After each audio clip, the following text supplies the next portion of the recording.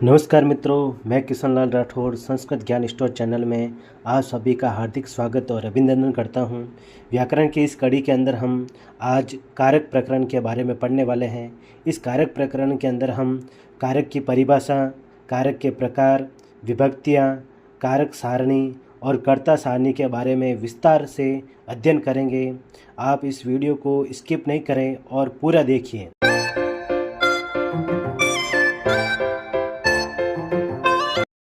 संस्कृत में कारक की परिभाषा इस प्रकार है: क्रियाजनकत्वम कारकत्वम। दूसरी परिभाषा है क्रियाम करोति इति कारकम। तीसरी परिभाषा है क्रियान्वी कारकम। चौथी परिभाषा है क्रिया निष्पादकत्वम कारकत्वम। अर्थात वाक्य में जिस जिस का क्रिया के साथ सीधा संबंध होता है उसे कारक कहते हैं। जैसे रामः पाठम पठति, राम पाठ पढ़ता है। इस वाक्य में रामः और पाठम दोनों का सीधा संबंध क्रिया पठति के साथ है, इसलिए रामः में कर्ता कारक और पाठम में कर्म कारक का प्रयोग हुआ है। संस्कृत में 6 कारक होते हैं। पहला कारक है कर्ता कारक, दूसरा है कर्म कारक, तीसरा है करण कारक, चौथा है संप्रदान कारक, पांचवा है अपादान कारक और छठा अधिकरण कारक है। नोट में आपको ये ध्यान रखना है कि संबंध कारक नहीं होता है, क्योंकि इसका प्रयोग सिर्फ संबंध बताने के लिए ही किया जाता है। आगे देखिए, कारक को एक श्लोक के माध्यम से भी हम याद रख सकते हैं।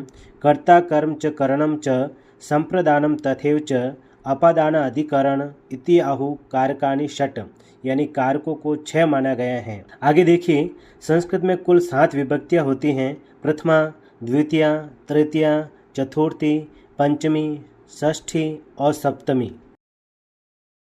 कारक पढ़ते समय आपको कारक सारणी पता होनी चाहिए। यदि कारक सारणी आपको समझ में आ गई तो आप कोई भी कारक को आसानी से कर सकते हैं। जैसे यहाँ पर देखिए, एक तरफ कारक हैं, दूसरी तरफ यहाँ पर कारक चिन्ह हैं और तीसरा यहाँ पर विभक्ति बताई गई है। जैसे देखिए, कर्ता जो कारक है इसका कारक चिन्ह ने होता है और कर्ता कारक में प्रथमा विभक्ति का प्रयोग होता है। दूसरा कारक कर्म कारक है, इसका कारक चिन्ह को होता है और इसमें द्वितीय विभक्ति का प्रयोग होता है। तीसरा कारक करण कारक है, इसका कारक चिन्ह से होता है, साधन के अर्थ में इसका प्रयोग किया जाता है और इसके योग में तृतीय विभक्ति होती है। चौथा कारक संप्रदान कारक है, इसके लिए कारक चिन्ह के लिए और को काम में लिया जाता है और इसके योग में चतुर्थी विभक्ति लगती है।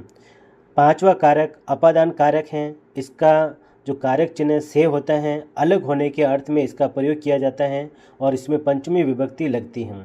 छठा संबंध है, संबंध का कारक चिन्ह का, के, की, रा, रे, री होता है और इसके योग में षष्ठी विभक्ति का प्रयोग होता है। अगला जो कारक है वह अधिकरण है, इसमें कारक चिन्ह में, पे, पर होता है और विभक्ति सप्तमी होती है। अगला देखिए संबोधन, संबोधन का कारक चिन्ह हे, अरे और भो होता है और इसमें संबोधन विभक्ति लगती है। कारक पढ़ते समय हमें कर्ता सारणी भी पता होनी चाहिए, क्योंकि अनुवाद करते समय कर्ता सारणी की बहुत ही आवश्यकता यहाँ पर होती है। यदि कर्ता हमें पता चल जाते हैं तो हम कोई भी वाक्य को आसानी से इसका हिंदी अनुवाद और हिंदी से संस्कृत में अनुवाद कर सकते हैं। संस्कृत के अंदर कुल 9 कर्ता होते हैं, जिसके अंदर प्रथम पुरुष के 3 कर्ता, मध्यम पुरुष के 3 कर्ता और उत्तम पुरुष के 3 कर्ता होते हैं।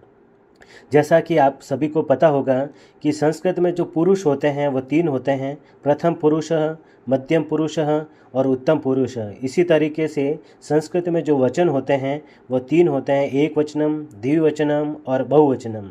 इसके अंदर हम ये पता कर सकते हैं कि मध्यम पुरुष और उत्तम पुरुष के कर्ता के अलावा जितने भी कर्ता होते हैं वो सारे प्रथम पुरुष के अंदर ही आते हैं। प्रथम पुरुष में यहाँ पर तीनों लिंगों में मैंने लिखा है, जैसे सह, इसका अर्थ होता है वह, और यह पुल्लिंग का कर्ता है सह, ताऊ, ते, यानी वह, वे दोनों और वे सब।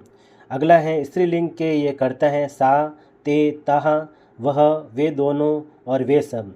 अगले जो नपुंसक लिंग के कर्ता हैं तत्, ते, तानी, वह, वे दो और वे सब।